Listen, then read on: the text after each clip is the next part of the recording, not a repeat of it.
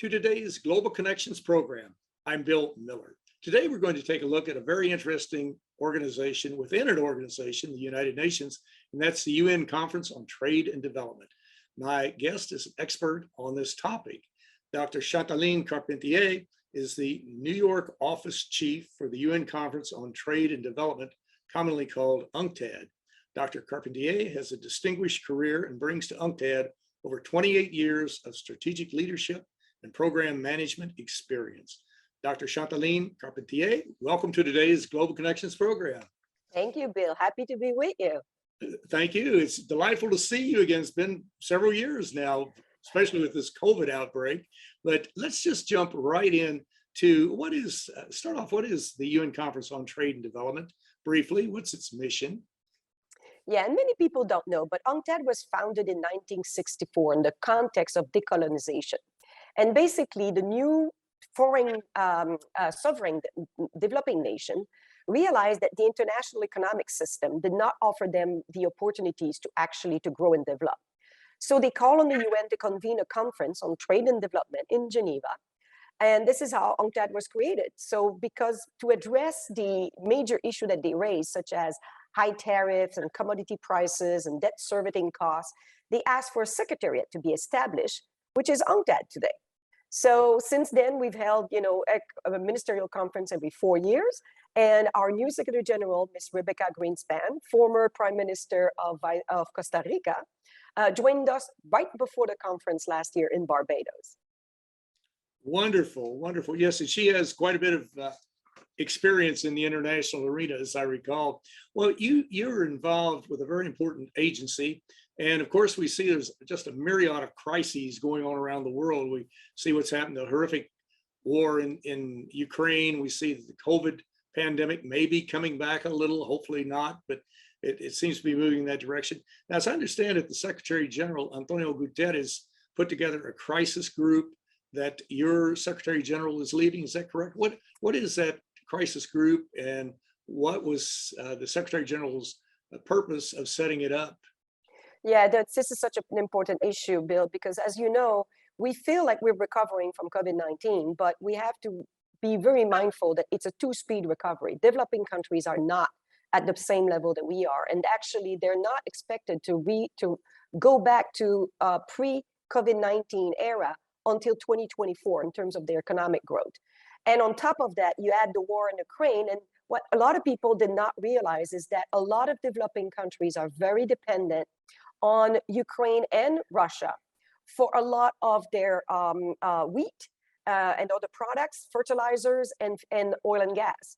And so what we started we produced a report at UNCTAD under the leadership of SG Greenspan, and the Secretary General saw that and then felt compelled to create this global crisis response group and asked my Secretary General to basically lead the financing crisis working group, as well as coordinate the three groups. So we have one on food, one on fuel and energy, and one on finance.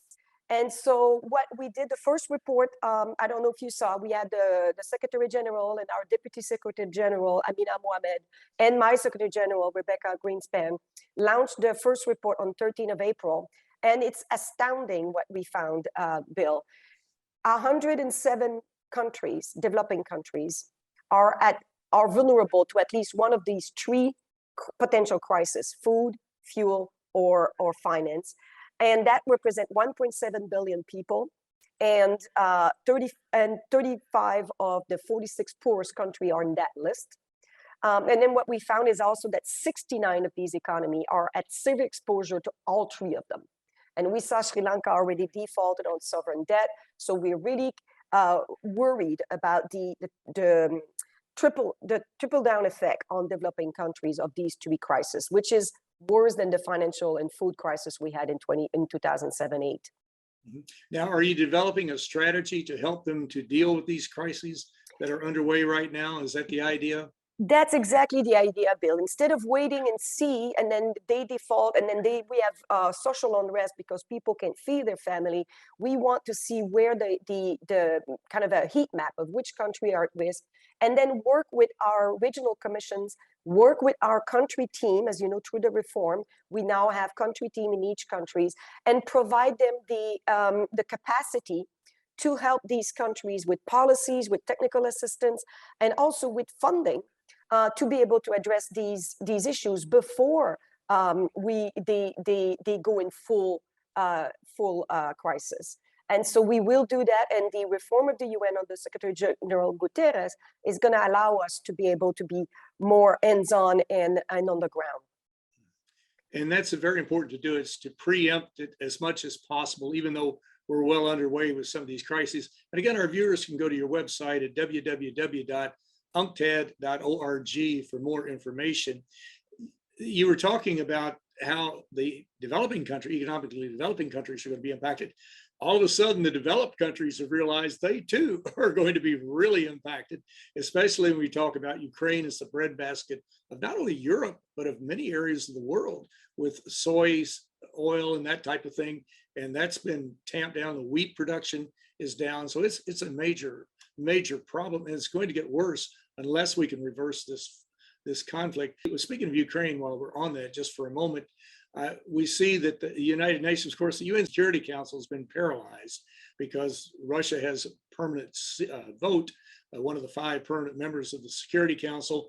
But the Security Council last week came up with a resolution that all the members agreed to promote a peaceful settlement to the Ukrainian crisis. And of course, the United Nations has several agencies on the ground: the UN World Food Program, UN Children's Fund, you've got the International Atomic Energy Agency, just a myriad of UN agencies. Now, what is UNCTAD's role in looking at or dealing with this conflict in Ukraine? Yeah, so what we do, Bill, is, each agency stays within their mandate. So we're trying to change the narrative at the global level and be sure that we all understand, following COVID-19 and this crisis following the war in Ukraine, that all our economies are interconnected. And therefore, we need an extension of debt services suspension initiative that was done at the IMF during the COVID-19, which allowed countries to wait until they pay their debt services so they could invest in their education and their health system and their small enterprises during the crisis. We also are asking for reallocation of greater share of the special drawing right at the IMF, which was given last year. But most of these special drawing rights are based on the quota for each country. So most of it is dedicated to rich countries, which are not the one that need it the most, but the developing countries. Right. So we're trying to push for that as well. We're also calling for refinancing, recapitalizing the multilateral development banks so they can have an ability to support countries that before the crisis happened. We also are working to sensitize government to prevent export ban, especially on hoarding food production, the food producing nation, to not put export ban on hoarding the food, because we have enough to feed everyone, but not if we start hoarding the food. We also work on action to reduce disruption in commodity market, in ensuring the free flow of shipping, which is also very affected, as well as the domestic measures, so policies that can be put in place at the national level to address the food and the fuel crisis. All of this, Bill, while all of these countries are already having to adapt to climate change. And so we, on the one hand, it's more at the global level, because that's what UNCTAD does. It's global policies, but also national policies for countries to handle this.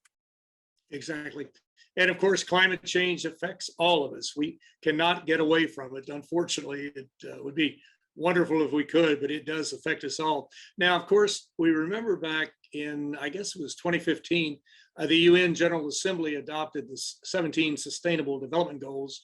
And of course, they are very laudable, measurable goals to eliminate poverty, to eliminate hunger, to empower women, to combat climate change, to preserve the oceans, promote sustainability, just on across the board. Very, very logical goals and very laudatory goals.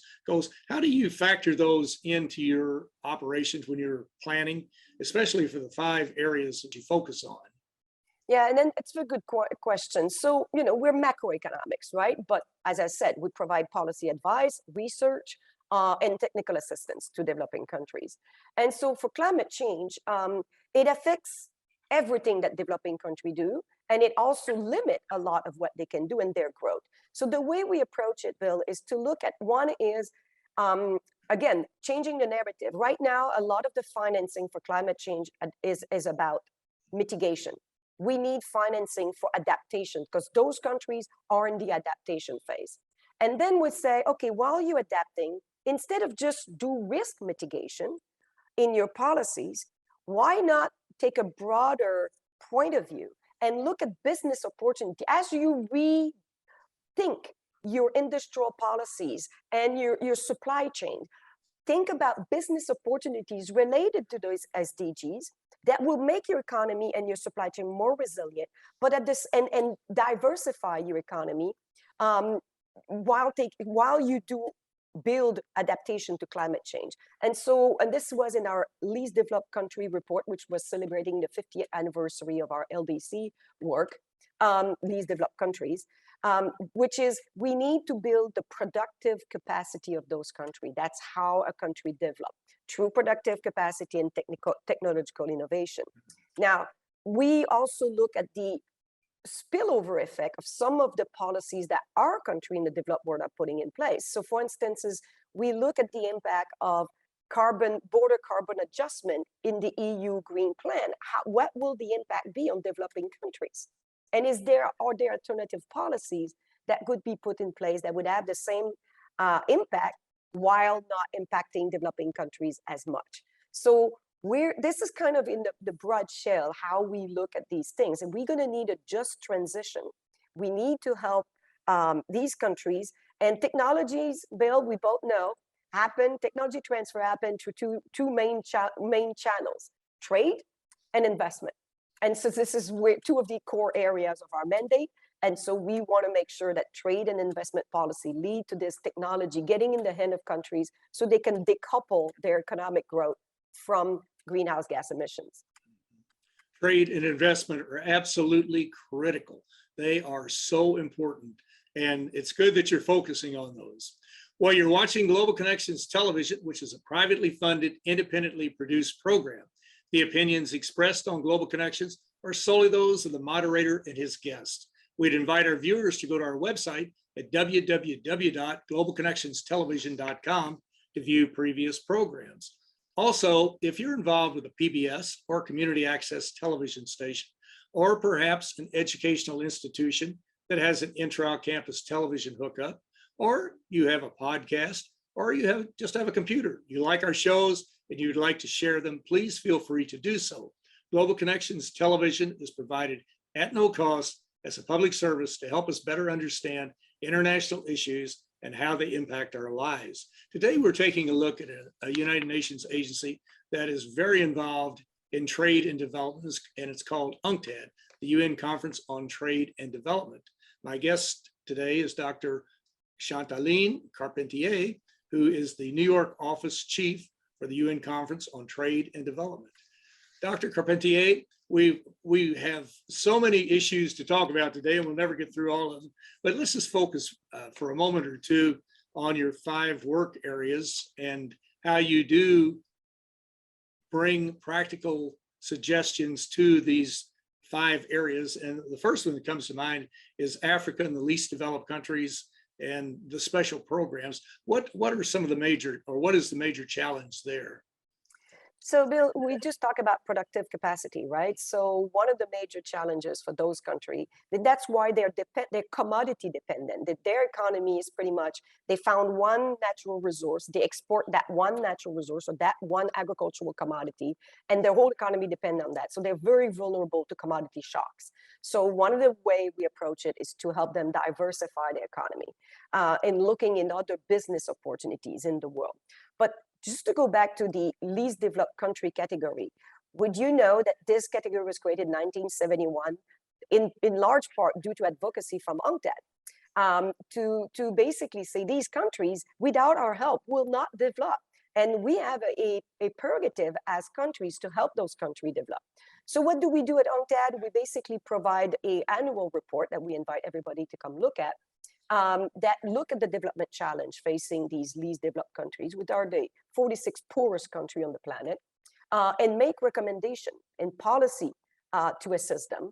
We also provide them technical assistance to support them, especially in the area of export diversification, structural transformation, and productive capacity. And we invite people to look at the productive capacity index in that context that we've developed, that is used for every single country, and help countries sequence. Is it more education that I need now? Or is it more infrastructure? Or is it more digital and for investment that I need? And so by looking at this spider diagram, you can actually see where you stand and compare to other countries and over time. A second category of vulnerable country is the landlocked developing countries, because they don't have access to the open sea. And we know that the cheapest way to trade or ship goods is through the ship, through seas.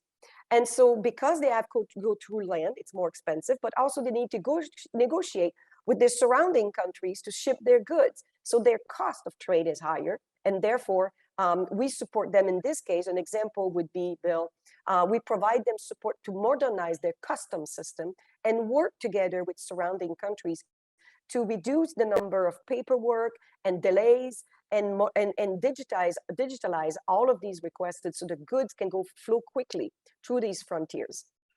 And a final one, maybe SIDS, small island developing states. They're more vulnerable, because if you just think about the number of natural disasters that just hit the Caribbean over the last few years, it gives you a sense of how much of your money goes in just rebuilding your infrastructure. So I'll stop here, but it gives you a sense of It certainly does, yes. And that's a very important area. There are other areas that you're dealing with too. And one is, we talk so often about interdependence, and we are in an interdependent world. There's no doubt about it. Globalization is here. We may want to try to control it in some way, shape, or form, or make it more equitable so that we don't have huge income differentials and those types of things. But what are you doing in that area of globalization, interdependence, and development? Yeah, so this is mostly macroeconomic. This is kind of the think tank of the house, looking at trends. Where's the world going? The economy going? Is it heading in the right direction? Is it in support of developing countries to reach the prosperity that we all should have as individuals on this planet, and these interconnection? And what we're finding, Bill, is it's not getting in the right direction. Thankfully, though, it seems like with the COVID-19, what we found is, or what people remember the New Deal following the crash. Well, now people are talking again that the role of government, the role of public sector, and you've seen it in the US with the huge stimulus package that was agreed under Biden, a lot of it green. You've seen the EU getting involved in a green New Deal. And so the role of the public sector and investment in the infrastructure, in the economy, and with an angle of who will be left behind, and not just an infrastructure or an economy that delivers for the few at the expense of the others. So we see this as a positive. Where we remain concerned is that these New Deal need to include the developing world.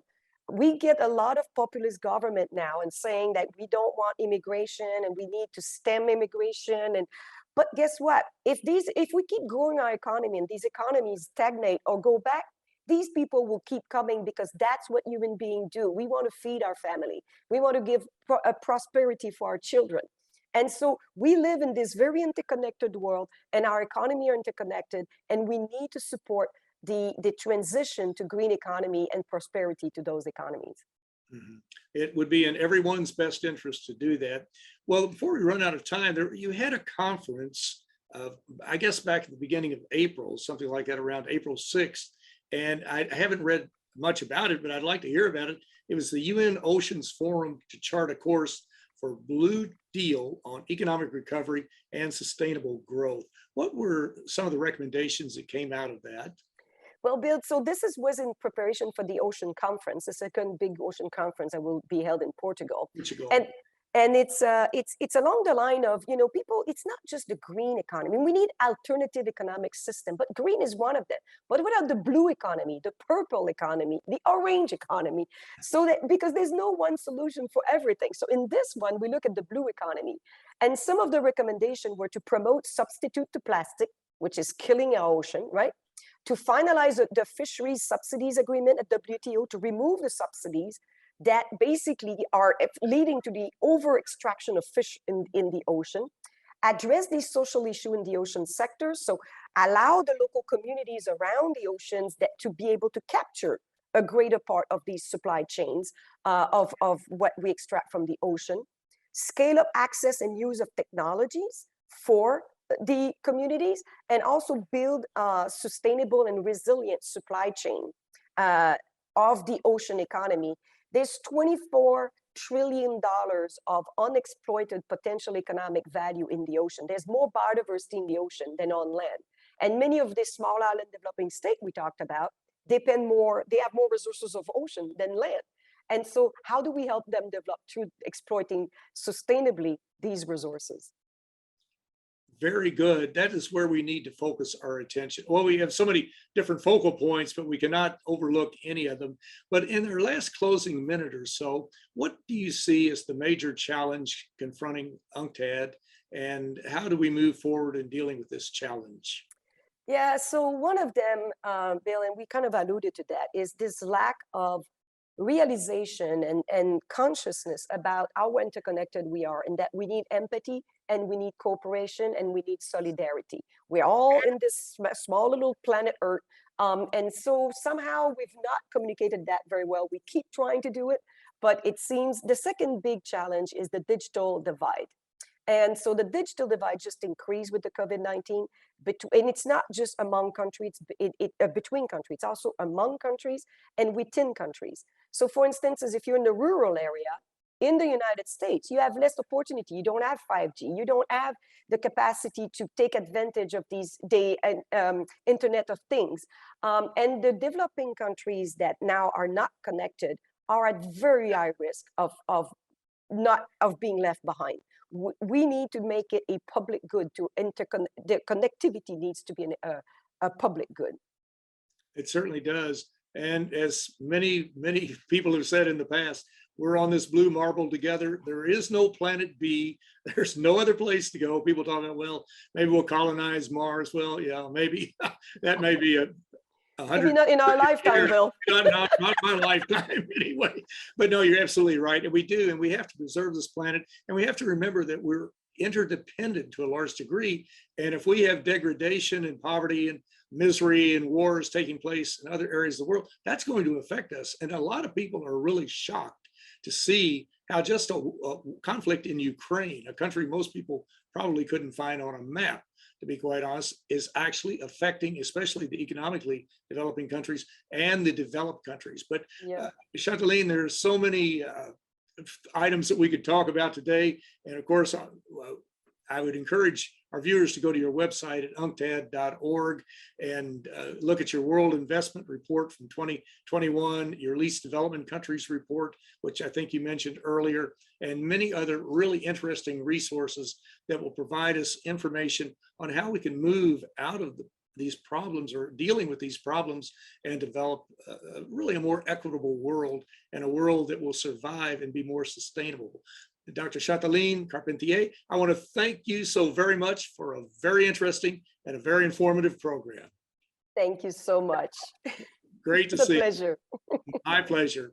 I'm Bill Miller. Thank you for joining us today on Global Connections Television.